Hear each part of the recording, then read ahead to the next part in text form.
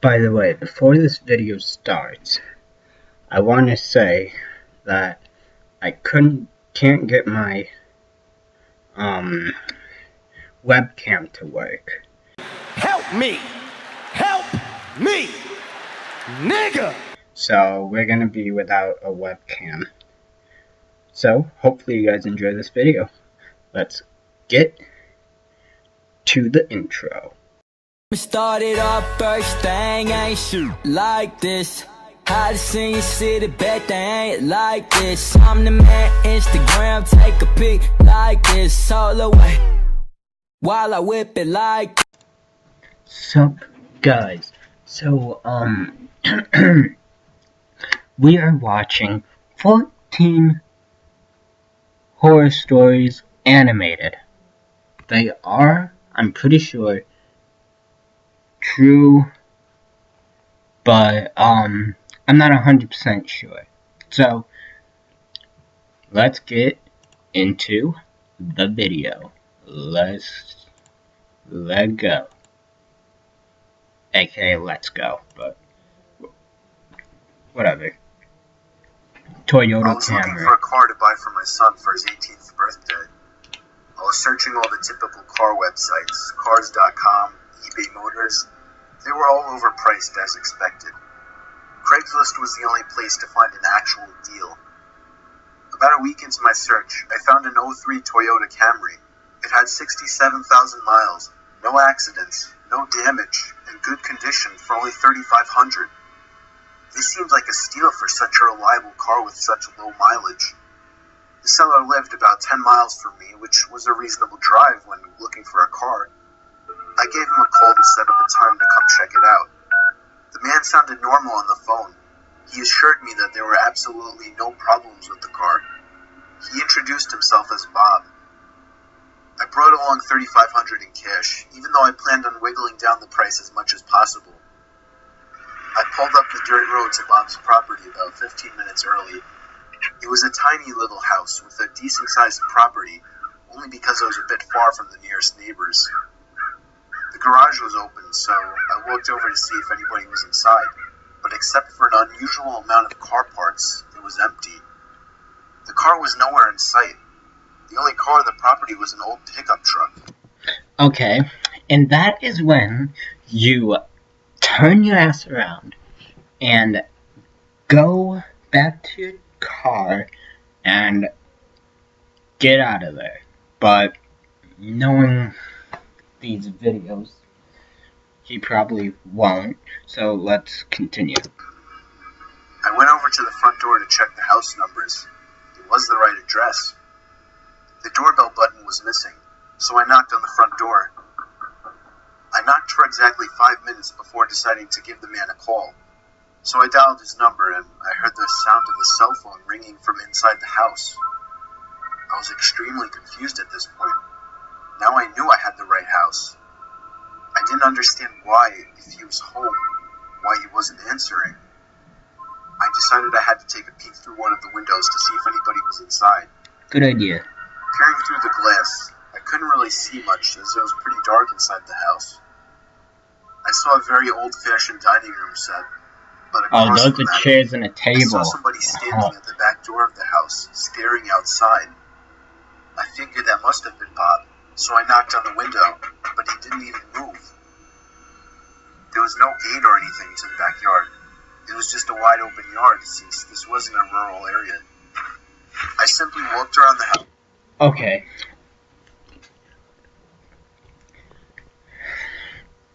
That is the second mistake you did. If there was no answer and you saw somebody there and no one picked up the phone, I would have been gone. I would have ran. Like, I'm not gonna just walk there. It's basically in the middle of nowhere. So anything could happen, and I'm not about to do what this guy is about to do. Cause I don't know, it's just...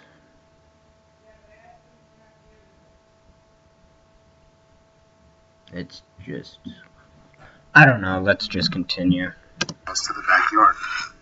I didn't understand how he couldn't hear me. When I got to the back door, I made a shocking realization. Hold on, guys. I will be right back. Hold on. God, I hate these pop-up things. I'll be right back, guys. Don't go anywhere. Hold on, wait. Hold on, I think I fixed it. Yep, there we go. Bam. Pretty big, though. I'm not supposed to be that big.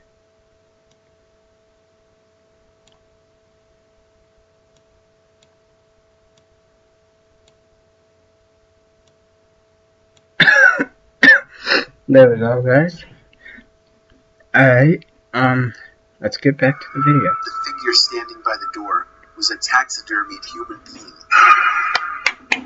Now you're done to my car. I looked up one last time before driving off. The blinds to the window I had peeked into had been shut, and I could see two of the blinds bent open. Somebody was at that window watching me. You can probably guess I had the gas pedal to the floor the whole way home. The whole situation still makes no sense. All the car parts, the fact that there was no Toyota Camry, the taxidermy human being, the fact that there was no car there leads me to believe that whoever that man wasn't planning on selling me anything. And that also leads to the disturbing thought that I was very close to becoming a lifeless statue staring out that man's back door.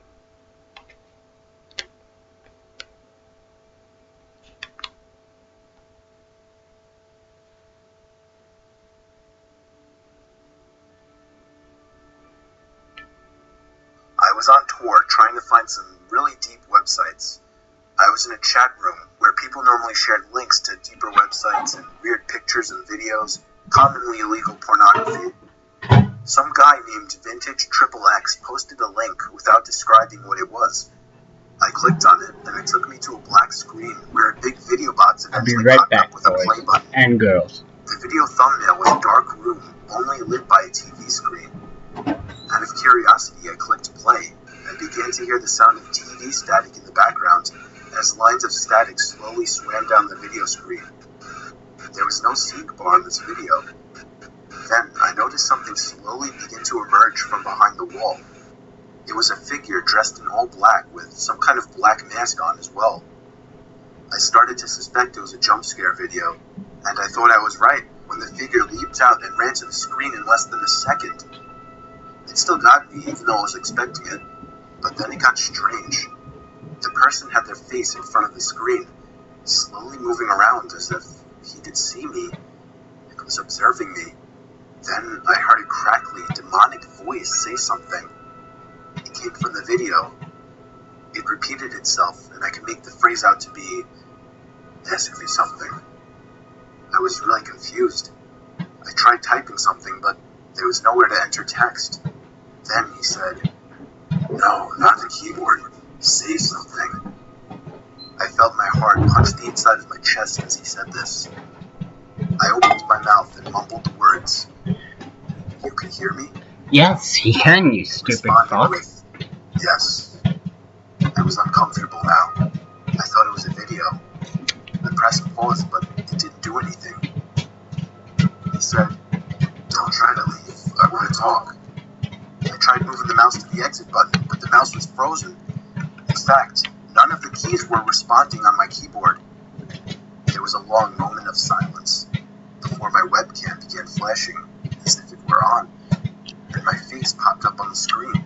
And that's when you done fucked up. Just hang on while I get your address, and then we can meet. I started to panic, smashing every key on the keyboard, spazzing the mouse, but it did nothing. I had my finger on the power button, but it also didn't do anything. The computer wouldn't turn off. The voice was saying crazy things like, "You're stuck here. I will find you. Don't even bother." I snatched the screwdriver sitting on my desk, unscrewed the 4 screws on the bottom of my laptop, and took out the battery. The computer finally turned off. I was gasping for air as if I just ran a marathon. My heart was pounding 5 times as fast as it should have. I have since left my laptop off after that, and have resorted to using my desktop as my main computer. I'm sure by now nothing will happen. He definitely didn't have enough time to get my address.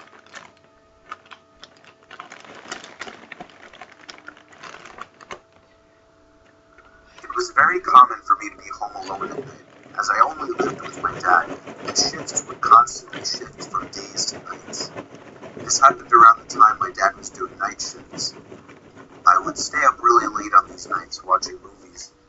It's always taken me a long time to fall asleep, so after turning off the TV to go to sleep, I probably laid there for a good half hour. Then, I heard a toy fall over in my toy closet.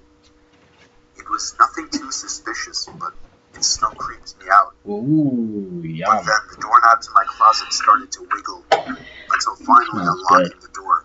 Look at that. Beautiful. I hid under my covers, not making a sound. It was strangely quiet for a good 2 minutes, so I finally peeked my head out of the covers.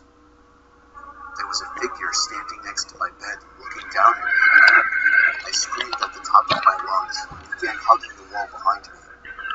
That's a He great looked out the idea. window and then just walked away out of the room. I stayed in that position for like an hour before checking if he was really gone. The front door was left wide open, so it seemed he had left. I didn't get a minute of sleep that night. Oh, wow. Good job. Teenage. This story is from the point of view of a 16-year-old girl. I used to have a boy living next door to me that was obsessed with me. His name was Joey. Every time I would go outside, Joey would come outside as well, as if he were watching me through his windows, waiting for me. He was 17 and very weird. He didn't seem to have any friends, as he was always home. I tried to give every sign possible that I didn't like this guy, but he wouldn't get the message. So I had to finally just tell him one day that I don't like him and to leave me alone. Good idea. The look on his I like face that that. day is something that won't leave me. It was the kind of angry look a toddler gives their parents when they can't have a toy. Coming Okay, that is when.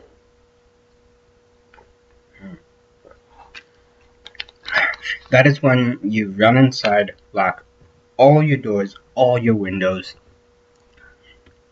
and stay in there until tomorrow. That's what I would do, at least.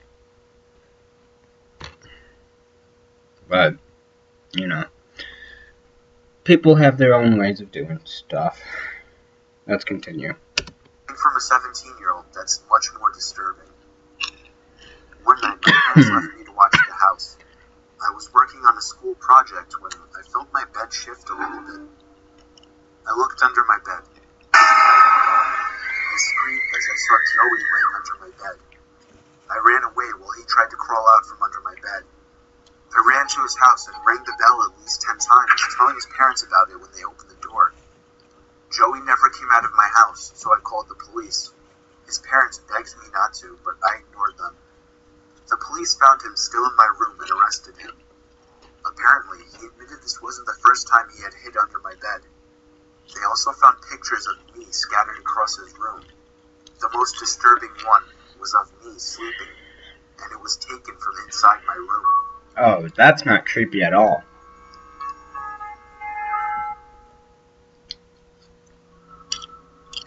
Did you learn your lesson, girl? I hope you did. Working the night shift always sucked. I work in an office building and would constantly do the night shifts since it was the only time it would work out for me. I was just about always the only person on the floor I worked on, possibly in the whole building. There would always be a kind of eerie feeling to be in She's such a beautiful building lady, with most of young the lights lady. out and absolutely no one around. But on the upside, it was peaceful and less stressful, and I was able to get a lot That's of a work done. big cubicle and a There was little this one desk. night, though. It was a Friday night, around 2 in the morning. I was typing away on my keyboard when I heard a noise from outside my cubicle. It sounded like just a random crack from the walls or something. It's unusual in this building, but I didn't get too concerned about it. I resumed typing away and was once again interrupted by a sound. This time, the sound of a computer starting up. Okay. Now, sorry about keep pausing it, but that is when, if you hear that go on, that is when you fuck everything and just run. Run out of that office. I don't care how much noise you make. Just dash for the doors. And don't look back at all. Just dash right to the door. That's what I would have done, but let's see how this pans out. It caught me off guard. I was sure nobody else was working the night shift. Because no one I stood up on my chair to get a view over the cubicle walls. The glare of a computer screen in the dark was visible in a cubicle on the opposite side of the room. Oh yeah. Then I did something stupid, something I regret. I asked if there was anybody there in a yell, hoping to get an answer from a fellow employee. But instead, I saw the glaring light of the computer monitor across the room turn off, and there was once again nothing but darkness on that side of the room. Now you done fucked up. I turned off the lamp and computer screen so that I wouldn't give away my position to whoever that was. I crouched down and tiptoed out across to a nearby cubicle. There was just utter silence. I sat waiting for something to happen for God knows how long, but I eventually decided the coast was clear. Okay. I tiptoed down past all the cubicles until I reached the opening near the exit door to the stairs and elevators, and that's when I realized that my fearful suspicion was true. There was a man crouched down behind a plant in the corner of the room, dressed in all black. I felt my heart sink as I noticed him, but it didn't seem like he knew that I noticed him. I turned back to the stairway door. There was no way I was going to wait for the elevator and take a chance. I casually opened the door and closed it behind me, proceeding to walk down the stairs. After making it down about 2 flights of stairs, I heard the door above me push open aggressively, followed by manic, echoing footsteps coming fast down the stairs. I raced down the stairs, running as fast as I could, all while the footsteps above me were getting louder. I finally made it to the first floor, raced through the lobby, and out the front door. Whoever was in there didn't follow me. I immediately called the cops, along with one of my bosses. My boss said no one was scheduled to work except for me. The cops scanned the place from top to bottom. There was no one in there. I couldn't help them out with any description other than he was wearing all black. I did continue to do the night shift for about a week after that, with my boss allowing me to lock all possible entrances to the floor, including the elevators. But I still wasn't comfortable with it. So ever since, I've been doing the day shifts. Cool. Do the day shifts. They're much easier and brighter. The pizza guy. This happened 4 years ago when I was still in high school. I was told to do my last delivery of my shift. I got in my car, which was a 1999 Camry, perfect for delivering pizzas. I GPSed the address on my phone. I live upstate in the country, so all pizza deliveries were long drives.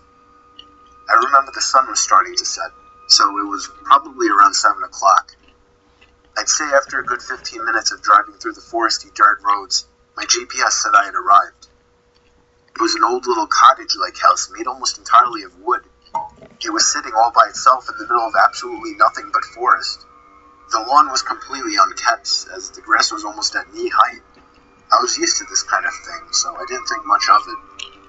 I took the pizza to the front door. There was no doorbell, so I knocked loudly on the door.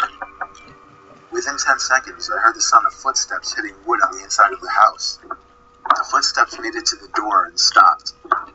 I started to feel uneasy. I got the feeling that I was being watched. And that's when I noticed there was a peephole in the door. "It's the pizza guy," I called out. I heard a low, harsh-sounding voice on the other side of the door, telling me to bring the pizza out back. I didn't like the idea of going back there. Something didn't seem right. "Are you sure, sir?" I called out. He didn't answer my question. The sound of footsteps didn't move away from the door, so I had the feeling he was still watching me.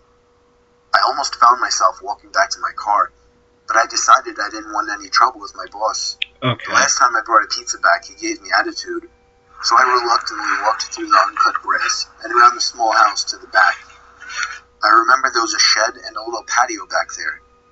In the patio, there was a table with 4 chairs surrounding it. That bone does not look human. That's something completely different. I'm sorry. That's not any bone that I would like to see. Sorry, I just don't want to ever see something like that. Let's continue. In one of the chairs facing away from me, I saw the head of somebody sitting in the seat. Okay. I began walking over and said, "Excuse me," but the person didn't even move an inch.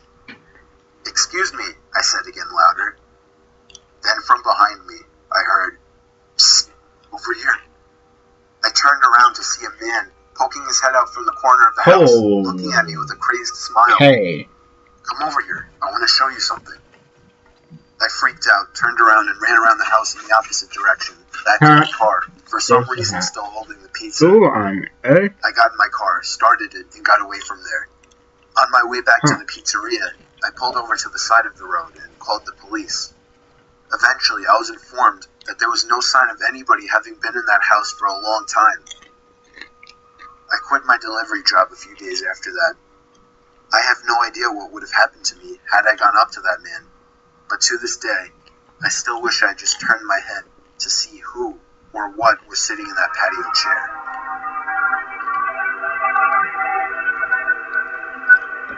Oh. You look beautiful. Although I wouldn't want to meet you ever. And you're dead. How do you still have eyeballs? But whatever. Matthew. It was during a blizzard in Valley Stream. I was getting paid $250 to watch some couple's kid while they went away for the weekend. His name was Matthew. This took place on the first night, which was a Friday night. Matthew was already supposedly asleep while I was in the living room watching a movie. I got a knock at the door and looked at the clock. It was close to midnight. There was no way I was opening it. Not even 10 seconds later, I heard the sound of 2 or 3 men angrily banging on the door, telling me to open up. It felt like my heart was about to stop.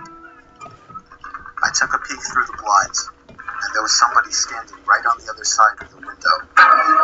Oh. I fell back in fear, and after managing to get back on my feet, I ran to the kitchen phone first thing to call the police. They said because of the weather, it could take a while for an officer to get here. I was told to take the child and hide somewhere until an officer arrived. They wanted to keep me on the line, but I wasn't thinking clearly in the heat of the moment and hung up. However, it wasn't until I ran through the living room that I realized the banging had stopped. I took a second peek through the living room window. Nobody was there now. I heard the sound of glass shattering from a few rooms over. My knees started to feel weak as I realized they had just broken the window and were about to climb into the house. I had to run and get Matthew. I couldn't just leave without him. Of course, when I got upstairs, there was no time left to run back downstairs, as I already heard footsteps and laughter coming from downstairs. I covered Matthew's mouth with my hands as I ran with him into his toy closet. A few minutes dragged on to what felt like half an hour as we sat there in the dark closet. Matthew began to squeal as footsteps on the carpet reached the outside of his bedroom door.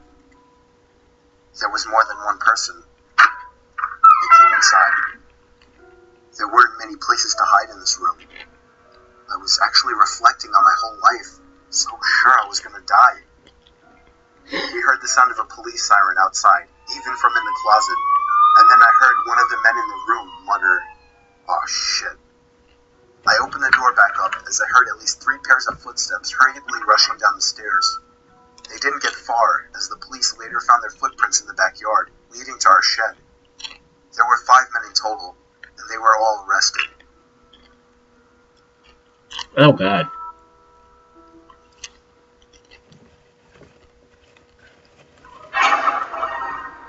Anthony. This happened when I was 15 years old. My best friend Anthony wanted me to come over for the night since his parents would be gone all weekend. I rode my bike over and put it in his backyard before letting myself in through his back door. We played basically every video game he had, from FIFA all the way to Call of Duty, with popcorn and other junk food spilled out all over the floor. As the night progressed, we moved from video games to watching half a movie and getting bored, to doing prank calls at close to 10 o'clock. Anthony made a few calls to different pizza places. When it was my turn, I just dialed a few random numbers in hopes to get someone at their house. On, say, my fourth attempt, I finally reached somebody. A guy with a deep and rough voice picked up, answering with a yeah instead of a hello. Anthony's laughing in the background made me stumble with my words mid-sentence, ultimately cracking up into laughter. I had never done a prank call, so I sucked at it. The guy on the other end was silent.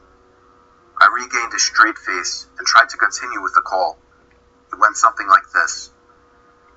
Sir, would it be alright if I borrowed one of the wheels from your car? What's your name, kid? My name is Bob. Really? You sure it's not Anthony? It hit me like a brick. I looked up at Anthony, whose face was noticeably full of fear. I hung up the phone, not wanting to be on the line with whoever that was for another second. Anthony, who the hell was that? I asked him. I don't know, he told me. Does your caller ID info display your name or something? No, it shows my dad's name. We hopped on the computer and did some research, trying to figure out how it was possible to get someone's name through their phone number. It didn't make sense how he could get Anthony's name so quickly. He was way too young at the time to be on any of those personal information sharing websites. We ended up asking a question on Yahoo Answers, since no one had a similar experience. The question turned up no answers. I suggested he call his dad, but he said he wasn't supposed to have anybody over for the weekend, so he didn't want to call. We planned on sleeping in the living room, so we just resumed watching the movie that we hadn't finished from earlier. Right after the phone call had left my mind, me and Anthony looked at each other when we heard his front storm door opening, and then the doorknob to the front door began to turn. Right. It only was able to turn about halfway before the lock restricted it. Anthony turned off the TV, and I went over to the window to see who it was. I spread the blinds open. There was a tall guy standing outside. He noticed the blinds moving and turned to look at me. I practically threw the blinds back into place. Me and Anthony hid in the kitchen, listening for any more noises. We heard the sound of the gate to the backyard opening, as it was right outside the kitchen window. God damn it, I said. I forgot to shut the back door. Anthony urged me to run and shut it. I made it to the hallway leading to his back door, and froze. There was a silhouette standing outside the back door. I don't think he noticed me, but he was surely looking into the house. He opened the door and stepped inside. I tiptoed to the kitchen and motioned for Anthony to follow me upstairs. We made it to his room as quietly as possible, pulling the door shut to avoid making any noise. Bro? Wow. We crawled under his bed. He had cloth covering the bottom of his bed, so you couldn't see anything under it unless you actually moved the cloth.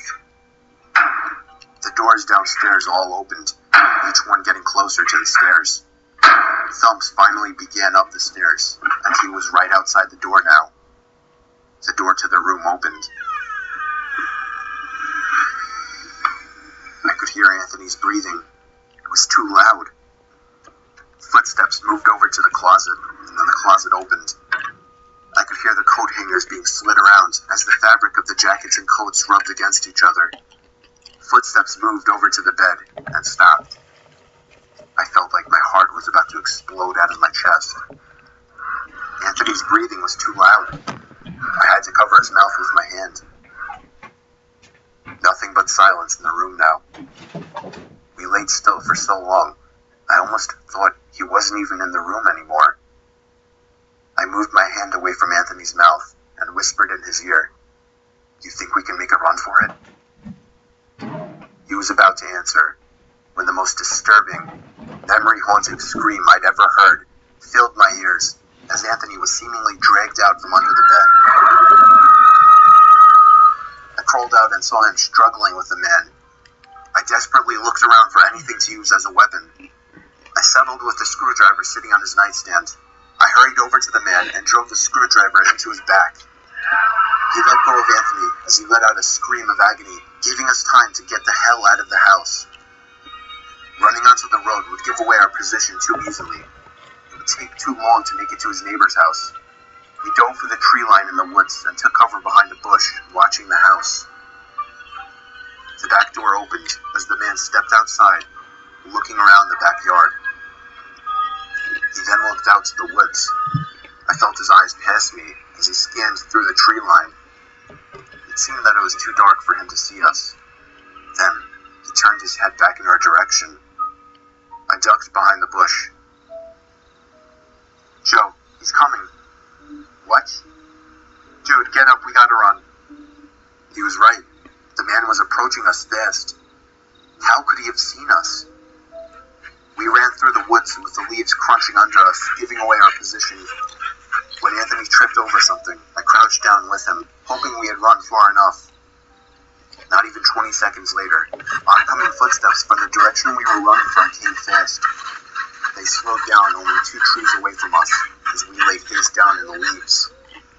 Moments later, the footsteps take off in another direction.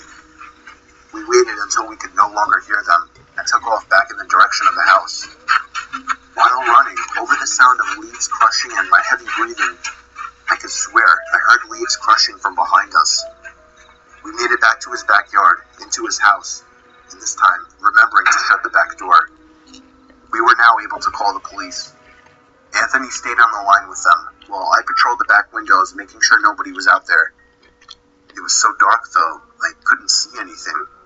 So I did something that seems stupid today. I turned on his backyard lights, and immediately in the distance, over by the woods, I saw him, standing in front of a big tree. He turned off back into the woods and disappeared out of sight. That was the last time me or Anthony ever saw him. I would be lying if I told you we heard the occasional knocks at our windows or something cliche. No, that was it. 5 years have passed and nothing has happened. Do I wonder if it was somehow linked to the prank call? Maybe. Does it make sense? Not really. But yeah, this was the story of how me and my still best friend Anthony almost died during a break-in.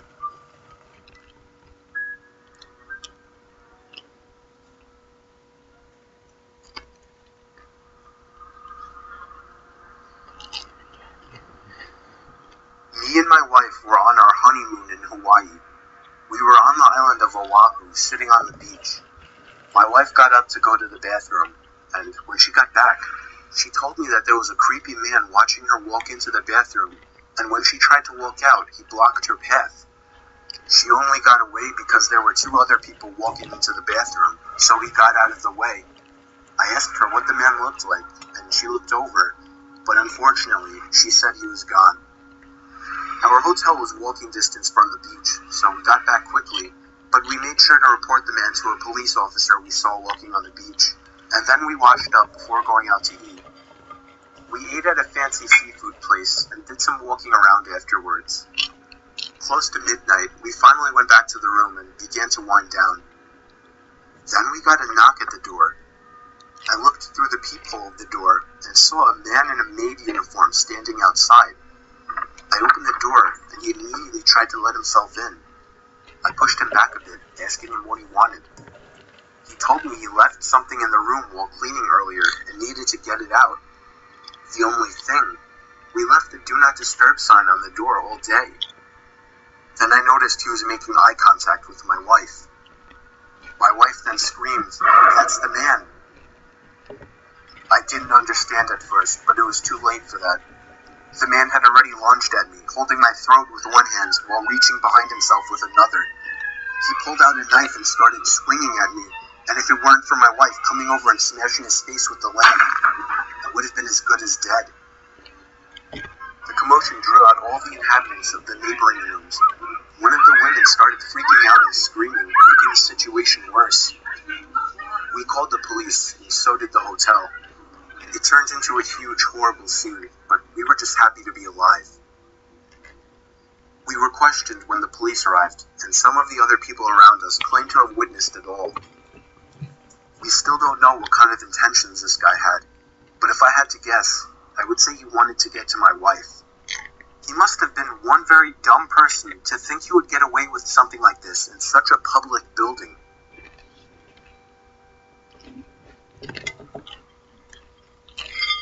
I'm basically out, guys. Oh no. Late night delivery. That's fine though. I'll never forget this night. The pizza place I worked at was about to close, and I was getting ready to go home when the phone rang.